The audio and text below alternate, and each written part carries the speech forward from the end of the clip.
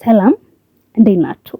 ከእግዚአብሔር ሩቅ እንደሆንክ ተሰምቶክ ያውቃል? አንቺስ እህቴ ተሰምቶሽ ያውቃል? ወይስ እግዚአብሔርን በህይወት ውስጥ ዛሬ በቀላሉና በተግባር ከእግዚአብሔር ጋር ግንኙነት እንዴት እናጠናክር የሚለው እንማማራለን። የመጀመሪያው ግንኙነት ማለት ምን ማለት ነው? ግንኙነት ማለት ያው ከእግዚአብሔር ጋር ያለን ግንኙነት ማለት ቁርኝነት፣ አንድነት፣ መገናኘት ማለት ነው። ከእግዚአብሔር ጋር ያለን ግንኙነት ማለት ደግሞ ሃይማኖታዊ ብቻ አይደለም። የአባትና የልጅ ግንኙነት የሚለው ነው። መድኃኒታችን ኢየሱስ ክርስቶስ ለእኛ አባታችን ነው፣ እኛ ደግሞ ለሱ ልጁ ነን ማለት ነው። የአባትና የልጅ ግንኙነት የሚለው ነው። እግዚአብሔር እኛን ሁሌ ይፈልገናል። እግዚአብሔር ሁሌ ከኛ ጋር ነው። እኛ ደግሞ ወደ እሱ መቅረብ ይገባናል። ግንኙነታችን እንዴት ነው የምናጠናክረው? የመጀመሪያው መንገድ ዋነኛው ጸሎትና ጸሎት ነው። ጸሎት እንዴት ነው የምንጸልየው? የተለያየ ስርዓት አለው፣ የራሱ የሆነ ህግ አለው። ነገር ግን አንድ ሰው ከዚህ በፊት ጸሎት ሲጸልይ ያልነበረ አሁን ግን ወደ ጸሎት መምጣት የሚፈልግ ሰው እንዴት ነው ጸሎት መጸለይ ያለብኝ ካለ እግዚአብሔር ልክ እንደ አባቱ እሱ እንደ ልጅ ሆኖ ያማሩ ቃላትን የተዋቡ ቃላትን ሳይደረድር በሚገባው በሚችለውና እሱ በሚቀለው ቃላትን ተጠቅሞ ከእግዚአብሔር ጋር በጸሎት መገናኘት ይችላል ማለት ነው።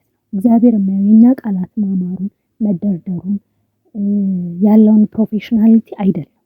እግዚአብሔር የእውነት ከሱ ጋር ምን ያህል መገናኘት ፈልገናል፣ ምን ያህል ማውራት ፈልገናል የሚለውን ነው የሚያየው ማለት ነው። ከልብ የሚመጣውን ንግግር ብቻ እግዚአብሔር ሆይ እፈልግሃለሁ፣ እግዚአብሔር ሆይ አቅም ስጠኝ፣ እግዚአብሔር ሆይ አበርታኝ፣ እግዚአብሔር ሆይ ወደ አንተ አስጠጋኝ ብለን መጸለይ መቻል አለብን። ሁለተኛው መንገድ ቃሉን ማንበብ አለብን። መጽሐፍ ቅዱስ ማንበብ። የተለያዩ አይነት መጽሐፍ ቅዱሶች አሉ። የጸሎት አለ፣ የገድል አለ፣ የታሪክ መጽሐፍ ቅዱሶች አሉ። ከነዛ ውስጥ በቀን ሊሆን ይችላል፣ በሳምንት ሊሆን ይችላል። ከነዛ ውስጥ መርጠን ቢያንስ በቀን አንድ ጥቅስ ወይም አንድ ምዕራፍ ማንበብ አለብን።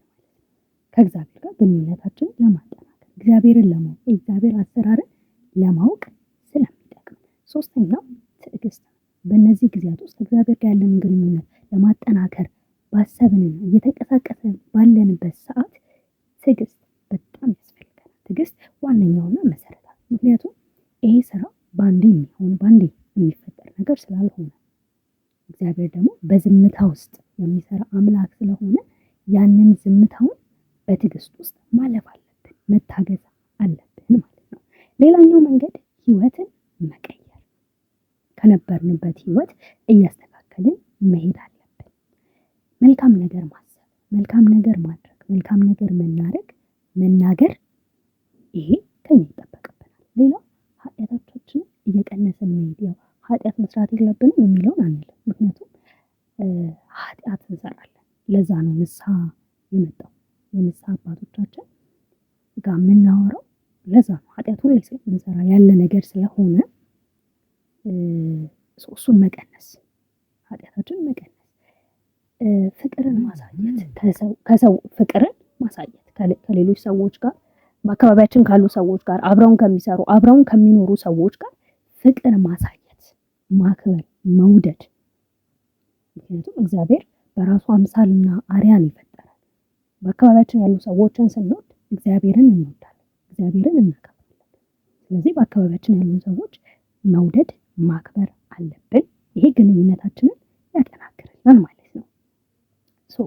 እነዚህ ነገሮች ከዛሬ ጀምረን ትንሽ እርምጃዎችን በማድረግ ጸሎት በማድረግ ቃሉን በማንበብ ህይወታችንን መለወጥ፣ ማስተካከል፣ ከእግዚአብሔር ጋር ያለንን ግንኙነት ማጠናከር፣ ማስተካከል እንችላለን ማለት ነው።